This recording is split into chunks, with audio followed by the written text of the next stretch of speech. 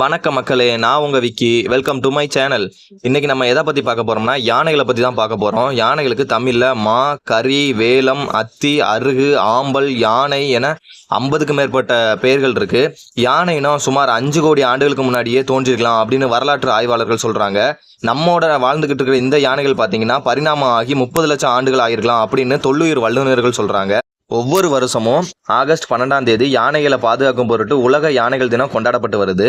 பொதுவாகவே இந்த யானைகள் தன்னோட வாழ்க்கையில பெரும்பாலும் நேரத்தை உணவு தேடியே கழிக்குது. இதற்காகவே ஒரு நாளைக்கு மட்டும் 18 மணி நேரம் செலவழிக்குது.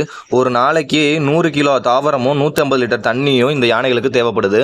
யானைகளை ஆப்பிரிக்க யானைகள், ஆசிய யானைகள் அப்படின்ட்டு 2 வகையாக பிரிக்கலாம். யானைகளிலே ஆப்பிரிக்க யானை தான் ரொம்ப பெருசு. முழுசா வளர்ச்சி அடைந்த ஒரு ஆப்பிரிக்க யானை கிட்டத்தட்ட 7000 கிலோ வெயிட்டும் 13 அடி உயரமும் இருக்கும்.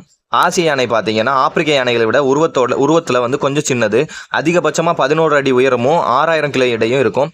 ஆசிய யானைகள் இனத்தில் இந்திய யானை, இலங்கை யானை, சுமத்ரா யானை, போர்னியா யானை அப்படிங்கிற 4 இனங்கள் காணப்படுது. யானைகள் கருப்பு நிறத்தில் காணப்பட்டாலும் அதோட உண்மையான நிறம் பார்த்தீங்கன்னா கருஞ்சாமல் நிறத்தில் தான் அது காணப்படுது. யானைகளோட தந்தம் அப்படின்னா அதோட தாடைகளுக்கு முன்னாடி இருக்கிற வெட்டும் பற்களை தான் நம்ம தந்தம் சொல்றோம்.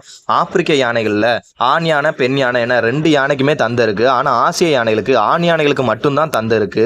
தந்தத்தை யூஸ் பண்ணி இது மற்ற யானைகளோட சண்டை போடுறதுக்கு ஆயுதமா பயன்படுத்துது. சோகமான ஃபேக்ட் என்னன்னா யானைகள் தந்தங்களுக்காக அதிக அளவில் வேட்டையாடப்படுது. யானையோட காதுகள் அதிக அளவில் கேட்கும் திறன் இருக்கு. யானைகளுக்கு பார்வை சக்தி குறைவு.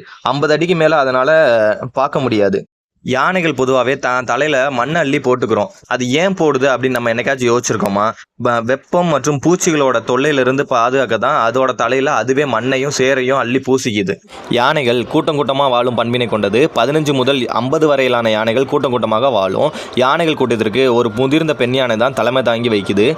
யானைகளோட கர்ப்ப காலங்கள் பார்த்தீங்கன்னா 18 முதல் 22 மாதங்கள். யானைகள் அரிதாகவே 2 குட்டி போடும் அப்படின்னு சொல்றாங்க. பிறந்த யானைக்குட்டி 90 முதல் 120 கிலோ எடை வரைக்கும் இருக்கும். யானைகள் நன்றாக நீச்சல் அடிக்கக்கூடிய உயிரினம். ஆறு, கடல் ஆகியவற்றில் நீந்தியே நம்ம போகிறத பார்க்க முடியும். இந்தியாவில் இந்த யானைகள் தமிழ்நாடு, கேரளா, கர்நாடகா, ஆந்திரா, ஜார்க்கண்ட், உத்தரகண்ட், உத்தரப்பிரதேசம், ஒரிசா, பீகார், மேற்கு வங்கம், திரிபுரா, மணிப்பூர், மிசோரம், நாகாலாந்து ஆகிய இடத்துல இந்த யானைகள் காணப்படுது. தமிழ்நாட்டில் எடுத்துக்கிட்டோம்னா நீலகிரி, கோவை, ஈரோடு, திருப்பூர், தர்மபுரி, கிருஷ்ணகிரி, தேனி, கன்னியாகுமரி உள்ளிட்ட மாவட்டங்களில் யானைகள் அதிக அளவில் வாழ்றன. 2000 ஆண்டுகளுக்கு முன்னாலவே யானைகளை வச்சு மனுஷங்களை போலே வேலை வாங்கியிருக்காங்க. என்னென்ன வேலைகள்னா போர் செய்தல், மரம் தூக்குதல், கோவில் கட்டுமான பணிகளுக்கு அதிகமாக இந்த யானைகள் உழைத்துள்ளது.